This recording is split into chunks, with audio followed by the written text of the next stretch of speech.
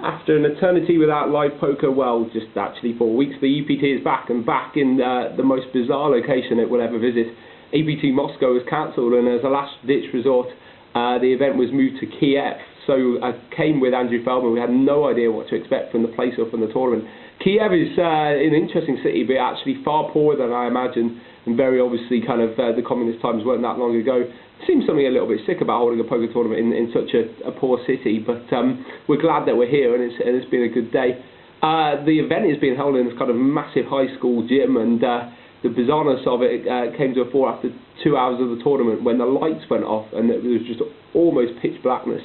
So everyone's hands reached for their chips. I didn't quite have to bother because I had so few chips at that point. It had been a miserable start. I was down to like 15,000. A couple of minutes later, down to 6. After I don't think I could do too much about. This is from the 30,000 starting stack, and things were looking grim. But then I got lucky for a change, which was really sweet. 3 limpers on what was a very limper table all day. Limped 8-7 of spades.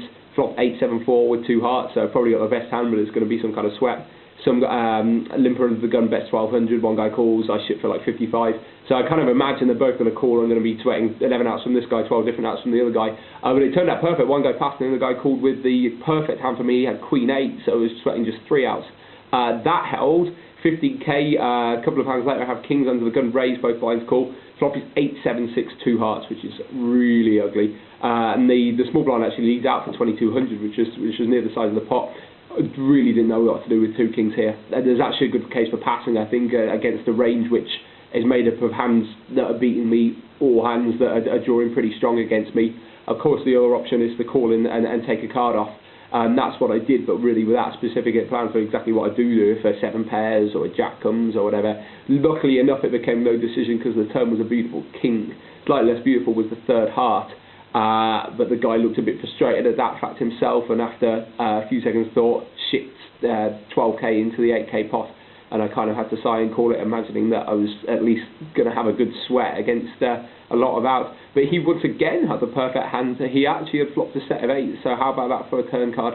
And for a change, I got really, really lucky, and that took me back up to the starting stat, which at the time felt like a mountain of chips. It was a nice table all day. The EPTs usually play out in a really kind of aggressive way, but this was very limpy and quite passive, really. So I kind of like was able to grind up to about 40. Had a bit of a disappointing run the last couple of hours, and actually I was down to 26k after an annoying hand where I actually had raised 5 hands in a row, but the 5th of which was pocket jacks, which is never a great feeling when you know you're not going to be believed.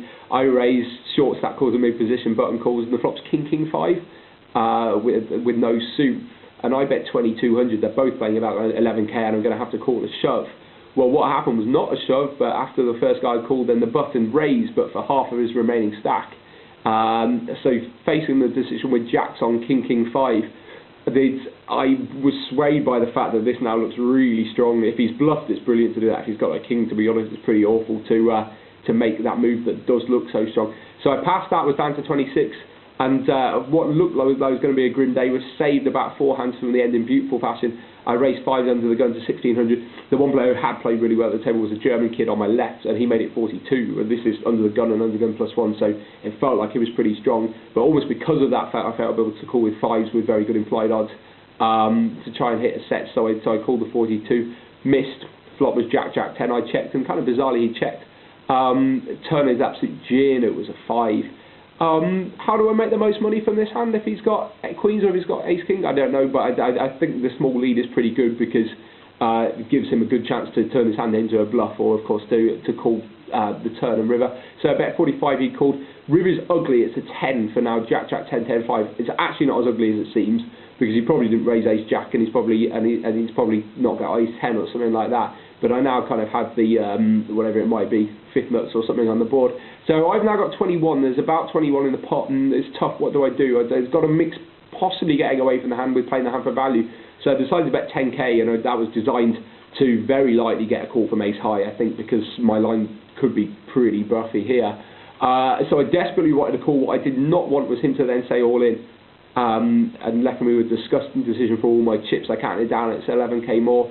And I kind of didn't want to call, like his line looked so strong, and then I thought, well, could he have ace king here? Like he was supposed to call with that hand, but actually I figured he was good enough that if he has got ace king, he might realise, I'm bluffing with ace high myself, that actually a shove is better than a call in order to nick the split pot. I eventually called it, turned my hand over, and it was good, which was a massive release to take me up to 51k at the end of the day. His hand was actually, if you think about it, the only hand that he can't have in that spot. I'm actually going to leave it and see if anyone can guess what he had, but I reckon it's the only, or a part of a very small group of hands that actually he can't have when he reships the river like that. So yeah, we go back for tomorrow. There'll be an update from tomorrow, and everything is crossed. Okay.